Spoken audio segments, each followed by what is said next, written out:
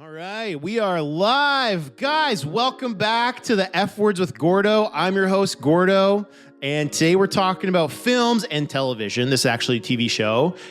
Better Call Saul. I'm watching Better Call Saul through the entire time, and this is going to be part one. I'm at right before the last season, and I'm just going to talk about what it's been like, some really great things that are hitting for the show, and then I'm going to do a part two where I talk about how the show finishes, compare it to Breaking Bad. Is it better than Breaking Bad? That's going to be my big question. And yeah,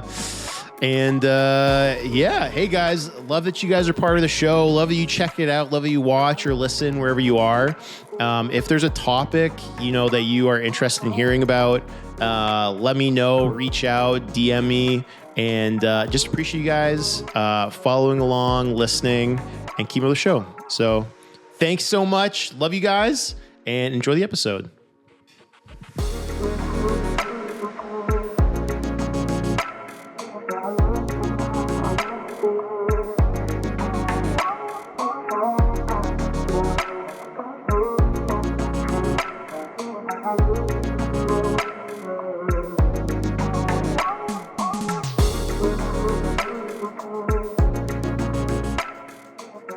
What's up, guys? Welcome back to the podcast. I'm your host, Gordo, and today I'm talking about a TV show I'm watching called Better Call Saul. Listen, I've watched 4 seasons previously of Better Call Saul. I was a big fan of Breaking Bad. I got into Breaking Bad after it came out, and then basically you fall in love with the character of Saul Goodman. Most people do. Maybe some people don't. Maybe some people don't like Better Call Saul, although it's 9 out of 10 on IMDb, which is extremely high for a TV show. And, we had a couple weekends ago, my wife and I were finishing up running a beef jerky company that we have. And when you're making beef jerky, you need something on the background that you've seen before, that you can kind of pay attention to, but not too much attention. And so I was like, okay, well, I'm going to get back into Better Call Saul. I want to see where the story ends. There's 6 seasons in total. I'd seen 4 seasons, and I kind of held off until it was all done because I was watching season by season. And I find when I watch shows like that, if it's a show where every episode is self-contained and isn't part of a larger plot line, that's fine. If it's a show where it's more where it's one long plot and story or multiple, but every episode is important, then I don't really like doing one season as it comes out. I have to binge the whole thing to really make it all connect and stay in my head. So I said, okay, I'm gonna start Better Call Saul. We had a vacation coming up. We just came back from, and I was like, on the flights, I can watch Better Call Saul. So that's what I'm going to do is I'm going to start watching Better Call Saul. And man, I liked it like the first time I watched it. I have 1 season left. I have season 6 left. And it is just such a remarkable show in the simplest ways. So, a lot of TV shows, they're going to try to draw you in with maybe a lot of special effects, maybe a lot of really big names. But the really, really good shows, I find, draw you in like simpler ways. Like the acting is undeniably great. The drama is really almost intoxicating. And with Better Call Saul, it's honestly, like, compared to Breaking Bad, a chiller show. Like, it's more about lawyers in Albuquerque.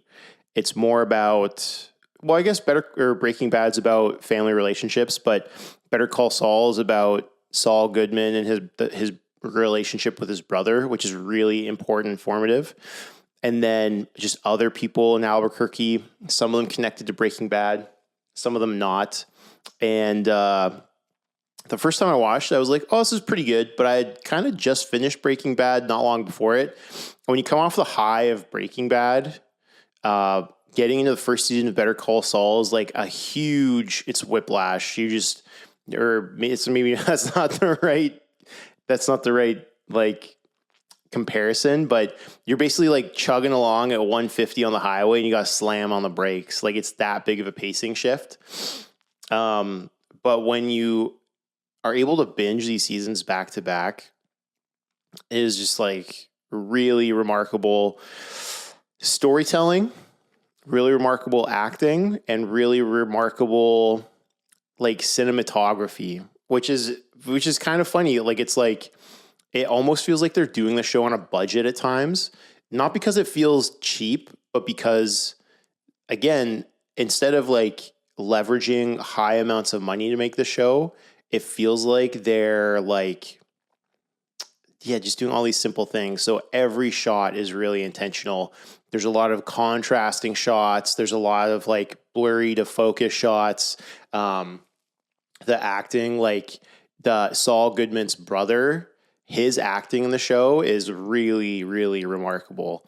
And then you get more about other characters too, like Mike Ehrmantraut from Breaking Bad. He's in the whole show, so you get all this background on him. Gus Fring comes into the show at some point. Other characters from Breaking Bad, and it is just like a really, man, it is just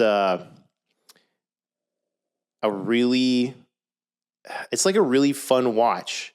And there's funny parts, but kind of more importantly, there's like really dramatic and it's really captivating. I said intoxicating earlier. I would replace that with captivating. And you just can't, it's so interesting because no amount of money can just overcome bad acting, a bad story, bad dialogue, bad writing. But conversely, you don't need all the money in the world to nail all of those things. You don't need all the money in the world to get great acting. You don't need all the money in the world to get great writing. You don't need all the money in the world to get great cinematography. In fact, cinematography generally, simpler is better. And it's like when there's less money, they have to find more creative ways to have more impactful shots than if there's a ton of money behind something. I'm not against a ton of money, but it's kind of like a really great case study in like the progression of money in a show is Stranger Things. A lot of us love Stranger Things. I love Stranger Things, but the progression from season one of Stranger Things, I'd like to say is a perfect season because you get perfect television episodes, you get perfect seasons, and you get perfect TV shows. And sometimes perfect TV shows don't have perfect seasons. Like think about Breaking Bad. There's not really a particular season that stands out compared to the other ones necessarily. Like you could say that last one or the first one. But when you look at Stranger Things, Stranger Things got its start by getting rejected from like every studio network out there. It landed at Netflix. I think they just tossed them a little bit of a bone. And so you had this show that had minimal special effects, focused on kids, like preteens, and they were really, really great actors for their ages. And music, that's another thing too. Music can like make or break whatever you're watching. It is crazy. Like apparently the movie Drive with Ryan Gosling, the BBC redid it and they let a dude like rescore it with new music.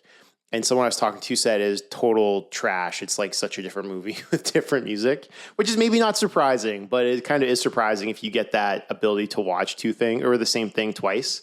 But yeah, so you have Stranger Things and season one is like a perfect season. It's like simple, focuses on character development. The antagonist is this like the antagonist. I mean, you could argue the antagonist in that show, but the antagonist is this monster that you don't really get a good look at much. You just always know that they're coming and they have to try to figure out a way to defeat it. And if you watch all the seasons of that show, like because it's so popular, Netflix has dumped so much money into it, which is fine. Like they've done some great things in the following seasons. But that first season of that show was just like perfect. Music is so important. And with with Better Call Saul, you kind of have the same thing where, and I don't know if this is maybe intentional or not. like they have some big scenes. They have like, a couple explosions, like they have that stuff. But what they have consistently is like great shots. And it's not just about having a shot where you look at it and you think, oh, that's cool. But the shot has to be intentionally doing something in the same way that the conversation or what's taking place on screen is progressing the plot, and there's just so many shots. Like Breaking Bad was good for that too. Like they would do a lot of a glass surface, like someone would be doing something on a table and the table would be opaque, but then they would have a shot through like a glass surface, like you're seeing them through the table and other things like that. But there's just something about Better Call Saul that there's just shot after shot, which is like impeccable. It is perfect. And some of the conversations, some of the interpersonal relationships are just like, and I don't know if it's like any better than Breaking Bad. Like, I don't think it is, but it's just different. I think that, it's just different. And it just like nails it on so many levels.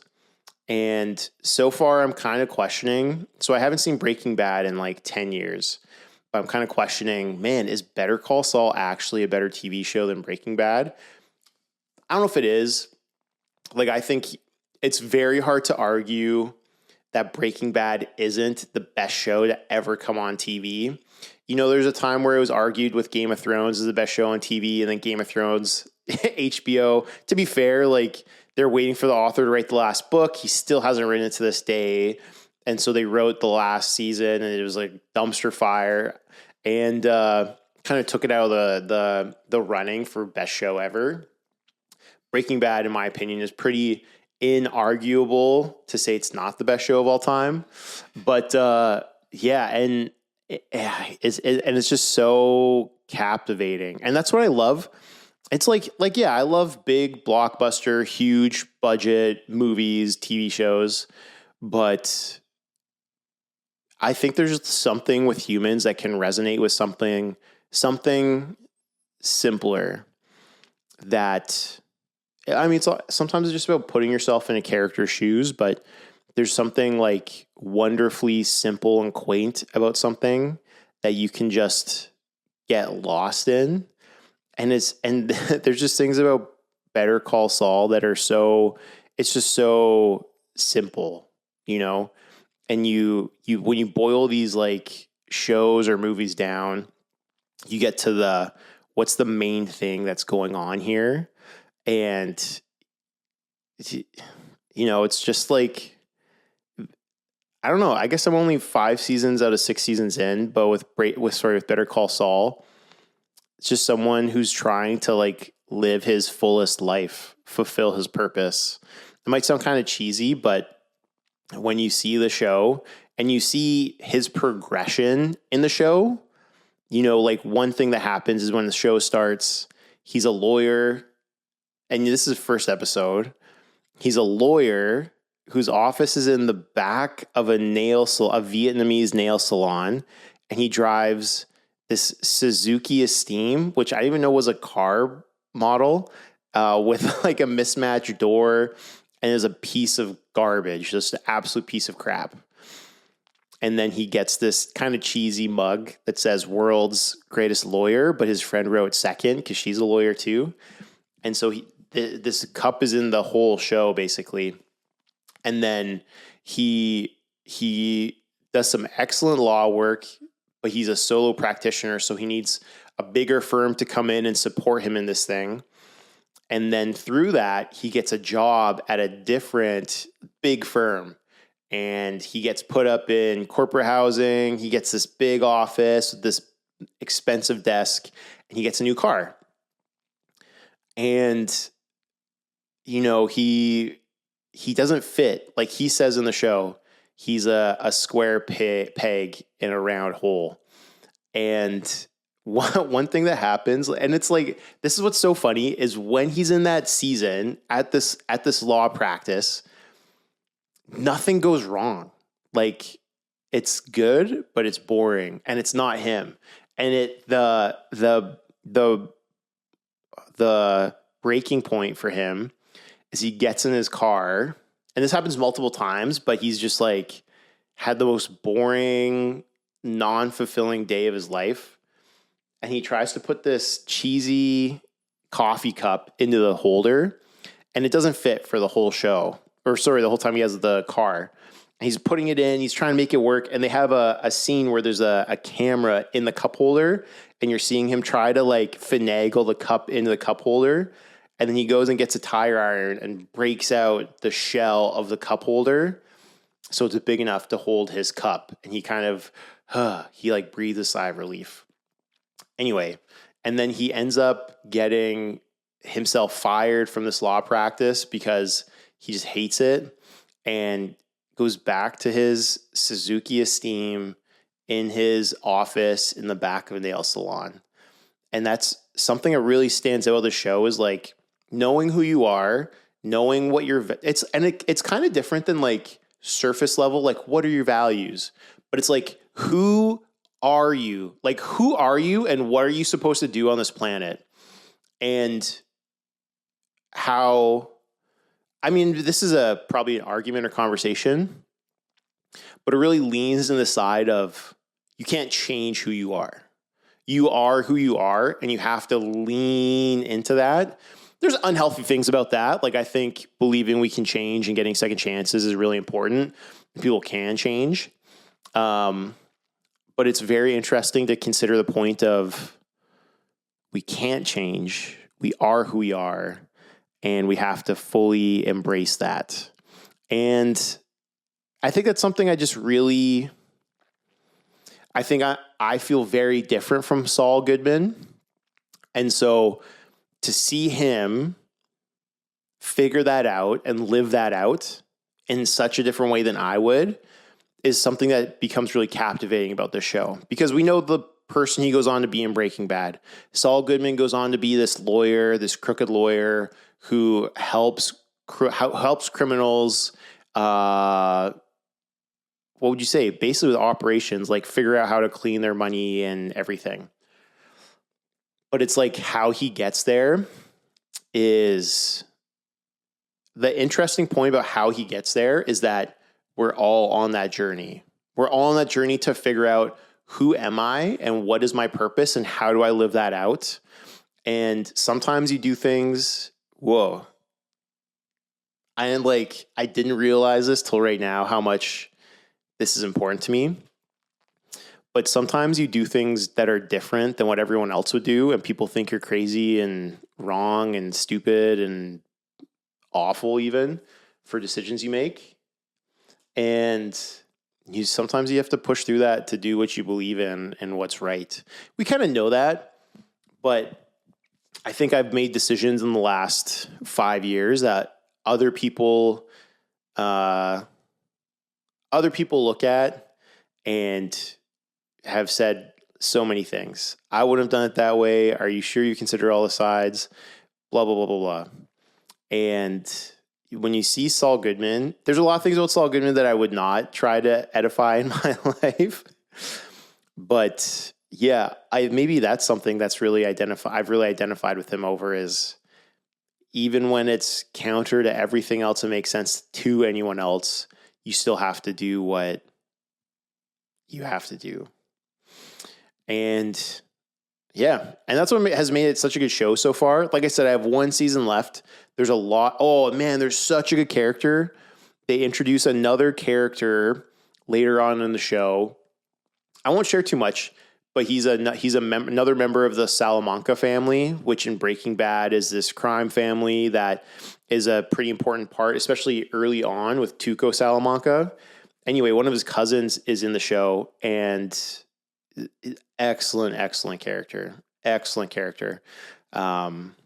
Very like entertaining to watch and see how he participates in the plot. Very good. So anyway, this is going to be Better Call Saul Part 1. And then I'm going to do Better Call Saul Part 2 when I finish the show. And I'm going to analyze, is this better than Breaking Bad? Everything. But be a little more like Saul Goodman today. Not in the sense of like figure out how to launder money and do criminal activities, But it's really it's not just important, it's imperative for all of us to figure out what our purpose is and what we're supposed to be doing, and to live that out to the fullest, even when it's contrary to what other people think you should do. It's very important. So figure that out today. Do some like soul searching. Be like, what am I on this earth for? What am I on this earth for? And what's my Saul Goodman-ness? That's our question for today. What is our Saul Goodman-ness? Anyway, guys, thanks for listening. Love you guys, and we'll catch you on the flippy flip. Peace.